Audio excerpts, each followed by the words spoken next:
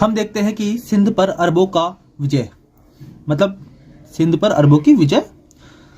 अरबों का जो प्रवेश है वो खलीफा उमर के शासनकाल के दौरान 636 ईस्वी में हुआ, भारतीय उपमहाद्वीप में। ओके, व्यवस्थित अरब विजय केवल 712 ईस्वी में उमैयद खलीफा अल वलीद के शासनकाल के दौरान हुआ। मतलब जो प्रवेश है ना, इनडायरेक्टली अव्यवस्थित रूप से खलीफा उमर के शासनकाल से रहा है भारतीय उपमहाद्वीप में 636 ईस्वी से। लेकिन जो व्यवस्थित अरब विजय है वो केवल 712 ईस्वी में उमैयद खलीफा अल वालिद के शासनकाल के दौरान हुआ, जो कि 712 ईस्वी में दाहिर पर हुआ, जिसे दाहिर पर आक्रमण हुआ, जिसे रावर का युद्ध भी कहा जाता है। ओके,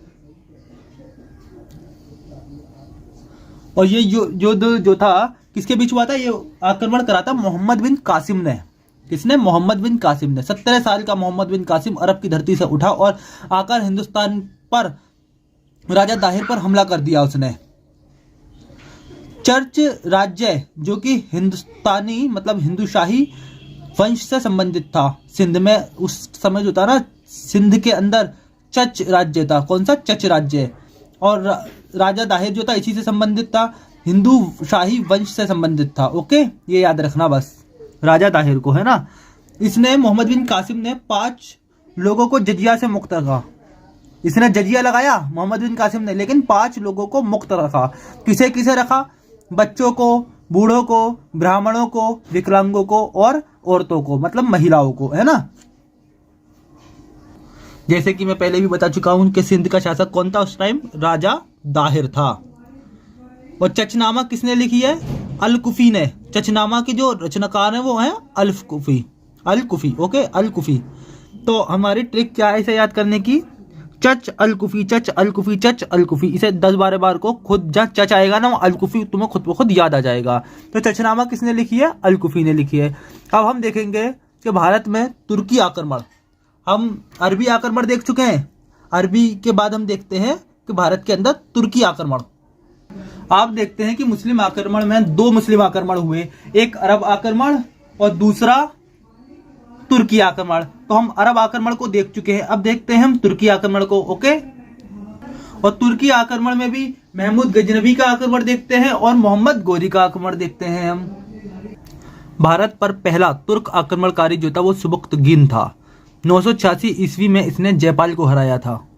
इसके बाद इसका बेटा महमूद गजनवी, जो इसका बेटा था सुबुक्तगीन का, ये 998 ईस्वी में गद्दी पर बैठता है और भारत पर 1001 ईस्वी से 1027 ईस्वी तक कुल 17 बार आक्रमण करता है। कौन करता है? महमूद गजनवी। अनंतपाल को महमूद गजनवी हरा देता है। अनंतपाल को महमूद गजनवी हरा देता है और महमूद गजनवी को बुत शिकन कहा जाता है। बुत शिकन का मतलब क्या होता है? मूर्तियों को तोड़ने वाला। ओके, बुलंदशहर, मथुरा, कन्नौज तक महमूद गजनवी का आक्रमण रहा। मतलब कहाँ कहाँ इनने आक्रमण करा? बुलंदशहर से लेकर मथुरा, कन्नौज तक। बुलंदशहर को उस समय बरन के नाम से जाना जाता था। किस नाम से? बरन के नाम से। और इसने जो सबसे खतरनाक आक्रमण किया है वो 1025 ईस्वी में सोमनाथ पर किया। 1025 में सोमनाथ पर करा। फिर 1027 में इसने जाटों के विरुद्ध करा। और भीमदेव फर्स्ट जो कि एक सोलंकी शासक थे, इसने भीमदेव फर्स्ट को हरा दिया और सोमनाथ मंदिर को लूटा। कब? 1025 ईस्वी में। किताबुल हिंद किसने लिखी इसी के काल में? अल बरूनी ने लिखी। किताबुल हिंद मतलब कह सकते हैं हम किताबुल हिंद अल बरूनी ने लिखी इसी के काल में। और उत्बी ने क्या लिखी? उत्बी भी एक लिखता, उसने क्या लिखी कि किताब उल यामिनी उत्बी ने लिखी। और फिरदौसी ने शहनामा लिखा। तो अब याद कैसे करोगे? लाइन से कहो, किताबुल बुरूनी, किताबुल बुरूनी, किताबुल बुरूनी, मतलब किताबुल हिंद बुरूनी यानी कि अल बरूनी। उत्बी यामिनी, उत्बी ने यामिनी लिखी, मतलब किताबुल यामिनी। फिरदौसी का शहनामा, मतलब फिरदौसी ने क्या लिखी? शहनामा। अब इसे एक बार दोबारा से पढ़ता हूँ मैं, रिपीट करने के लिए ताकि याद रहे। भारत पर पहला तुर्क आक्रमणकारी जो था वो सुबुक्तगीन था। इसने 986 ईस्वी में जयपाल को हराया था। इसके बाद इसका बेटा महमूद गजनवी 998 ईस्वी में गद्दी पर बैठता है और 1001 से लेकर 1027 तक कुल 17 आक्रमण करता है। आनंदपाल को महमूद गजनवी हरा देता है और महमूद गजनवी को बुतशिकन कहा जाता है। बुतशिकन का मतलब होता है मूर्तियों को तोड़ने वाला, यानी कि मूर्ति भंजक। बुलंदशहर, मथुरा, कन्नौज तक महमूद गजनवी का आक्रमण किया इसने और उस समय बुलंदशहर को बरन के नाम से जाना जाता था।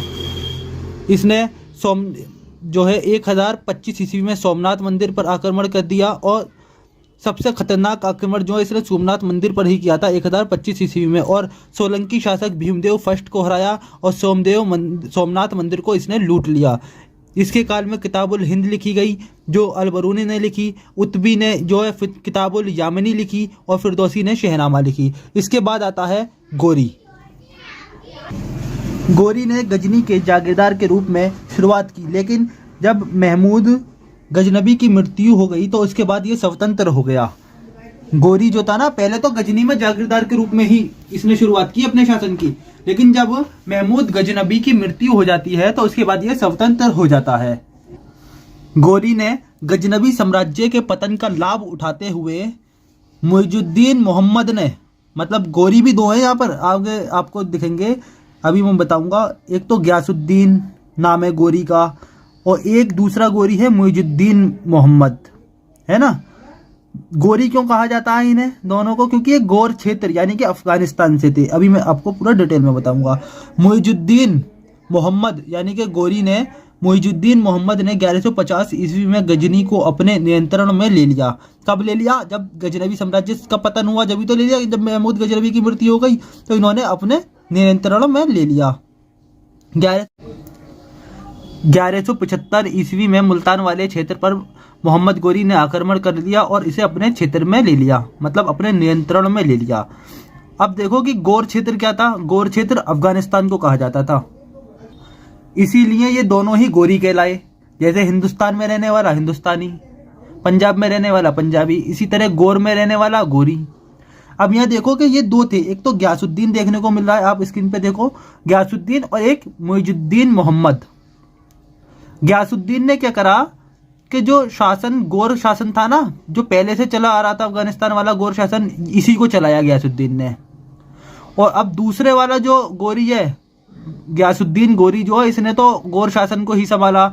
और मुइजुद्दीन मोहम्मद गोरी जो है, इसने भारत पर आक्रमण करा और 1175 से लेकर 1994 तक, ओके, इसने भारत पर आक्रमण करा। गोरी कितने? दो। पहला गोरी कौन? गयासुद्दीन, और दूसरा मुइजुद्दीन मोहम्मद। तो गयासुद्दीन ने तो गोर शासन को ही संभाला अपना, वहीं क्या, और मुइजुद्दीन मोहम्मद जो था इसने भारत पर आक्रमण करा। इसका पूरा नाम क्या था मुइजुद्दीन का? मुइजुद्दीन मोहम्मद बिन शाम इसका पूरा नाम था। इसे शॉर्टकट में मोहम्मद गोरी कहा जाता है। ये 1149 से लेकर 1206 तक रहा, ओके। आप देख सकते हैं कि मोहम्मद गोरी का पूरा नाम मैंने लिख रखा है ऊपर भी, मोहम्मद गोरी का पूरा नाम लिख रखा है मैंने, मोइनुद्दीन मोहम्मद बिन शाम। क्या नाम था इसका मोहम्मद गोरी का? मोइनुद्दीन मोहम्मद बिन शाम। नाम कई बार क्वेश्चन में आ जाता है पूछने को, इसलिए याद करना बहुत जरूरी है। क्या नाम था? मोइनुद्दीन मोहम्मद बिन शाम। 1175 ईस्वी में ये मुल्तान पर हमला करता है और 1176 में ये उच्च पर करता है। 1178 से 79 के बीच ये गुजरात पर आक्रमण करता है और इसकी हार होती है। किससे होती है? मूलराज सेकंड से, ओके। और ये राजस्थान पर हमला करता है और भीम सेकंड इसे हरा देता है। यहाँ पर दो हार देखने को मिलती है मोहम्मद गोरी की। एक तो गुजरात पर आक्रमण करता है तो मूलराज सेकंड हरा देता है इसे, और एक राजस्थान पर आक्रमण करता है तो भीम सेकंड इसे हरा देता है, ओके। लेकिन फिर भी हम ये कह सकते हैं कि जो भारतीय शासक थे ना, इनमें एकजुटता की स्थिति नहीं थी। और इसी के बीच 1181 ईस्वी में लाहौर विजय कर लेता है। कौन? मोहम्मद गोरी। मोहम्मद गोरी भी कौन? मोइनुद्दीन मोहम्मद बिन शाम, इसका पूरा नाम ये है ना। ये 1181 ईस्वी में लाहौर विजय कर लेता है मोहम्मद गोरी। हारा कहाँ का? 1178 से 69 के बीच में ये राजस्थान पर हमला करा तो भीम सेकंड ने इसे हरा दिया, और गुजरात पर आक्रमण करा तो मूलराज सेकंड ने इसे हरा दिया। लेकिन इसके बावजूद भी 1181 ईस्वी में ये लाहौर को जीत लेता है। लेकिन जब इसने पंजाब के भटिंडा पर अधिकार किया तो पृथ्वीराज चौहान से इसका विवाद हो गया। पृथ्वीराज चौहान से मोहम्मद गोरी का विवाद हो गया जब इसने पंजाब के भटिंडा पर अधिकार किया था। तो इसी को हम आगे क्रम में देखेंगे कि 1191 का युद्ध देखेंगे, 92 का युद्ध देखेंगे और 94 का युद्ध देखेंगे लगातार। पहले हम 1191 ईस्वी में जब इसने पंजाब के भटिंडा पर अधिकार किया, तो मैंने आपको बताया अभी कि पृथ्वीराज चौहान से इसका विवाद हो गया। तो 1191 ईस्वी में तराइन का पहला युद्ध होता है। इसे तराइन या थानेश्वर का युद्ध भी कहा जाता है। तराइन का प्रथम युद्ध 1191 ईस्वी में, और मोहम्मद गोरी पराजित हो जाता है। किससे? पृथ्वीराज चौहान से। पहले तो पहला युद्ध जो हुआ तराइन के 1191 ईस्वी में पृथ्वीराज चौहान और मोहम्मद गोरी के बीच हुआ, और मोहम्मद गोरी इसमें पराजित हो जाता है और पृथ्वीराज चौहान जीत जाता है।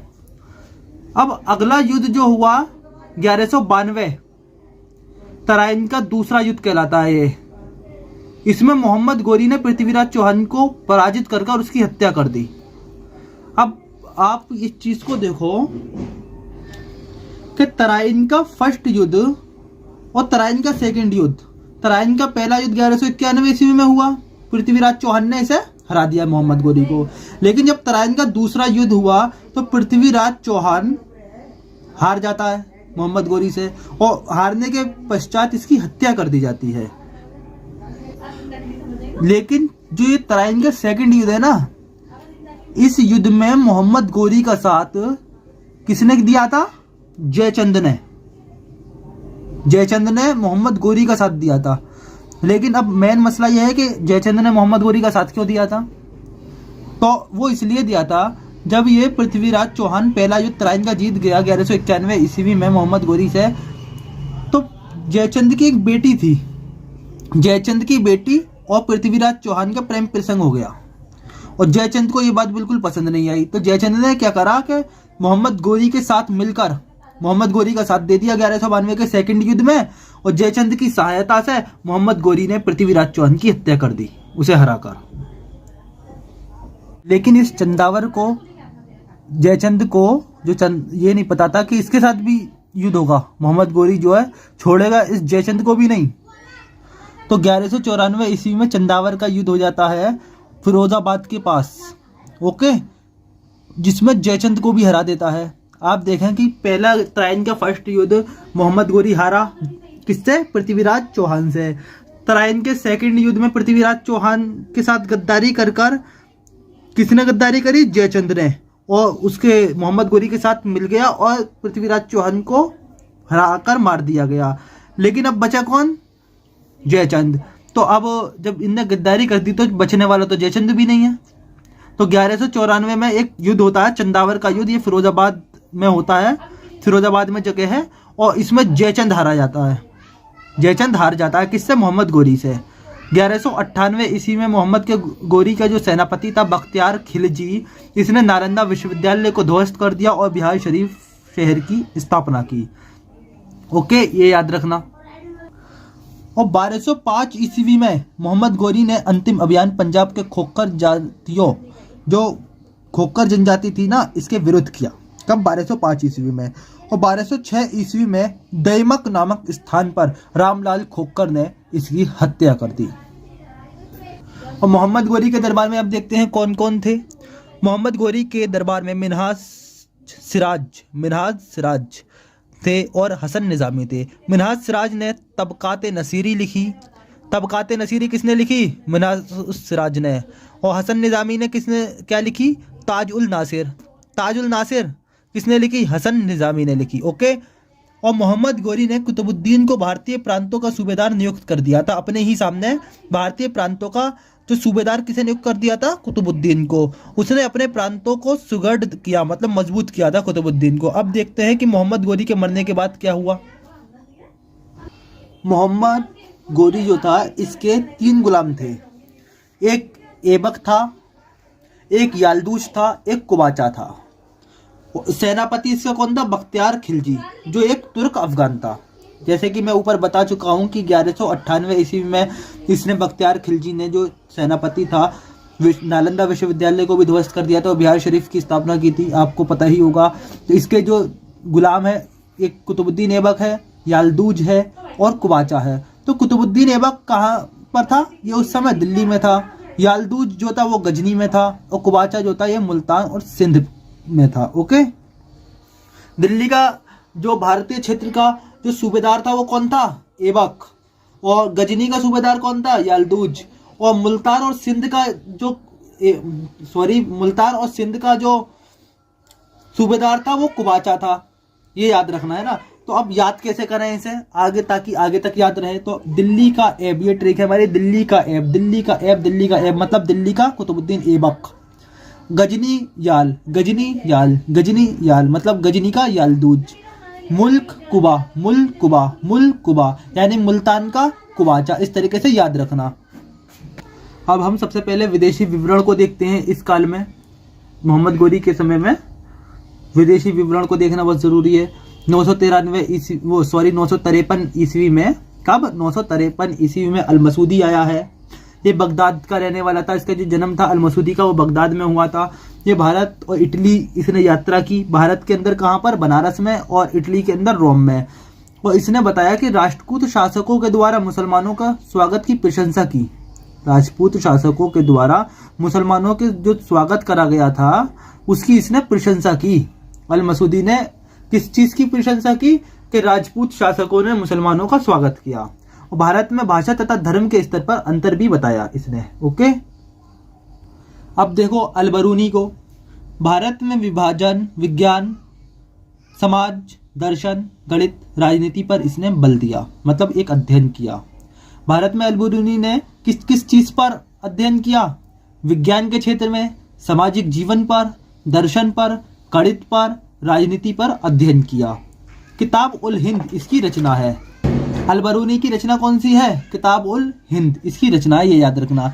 भारतीय समाज का इसने अध्ययन किया और छुआछूत की बात कही। इसने समाज का अध्ययन करके क्या कहा अल-बरूनी ने? कि भारत के अंदर छुआछूत थी, है ना। इस चीज को याद रखना। स्त्रियों की दशा के संदर्भ में इसने कुछ भी नहीं कहा है कि स्त्रियों की दशा कैसी थी, इसने कुछ नहीं कहा है। इसने ये बताया, ये जरूर बताया इसने कि सती प्रथा और विधवा विवाह पर रोक थी। इस समय, जिस समय ये यहाँ पर था, इस समय सती प्रथा और विधवा विवाह पर रोक थी। और जाति प्रथा थी, मतलब जाति प्रथा जो होती है ना, एक होता है धर्मवाद, एक होता है जातिवाद। तो जातिवाद था, मतलब जातिवादी प्रथा थी। स्त्री धन का विवरण देती थी। अब आप समझे होंगे कि स्त्री धन का विवरण दे रही है, ऐसा नहीं। कहने का मतलब यह है कि स्त्री धन का जो है विवरण देता था, स्त्री धन का विवरण देता था।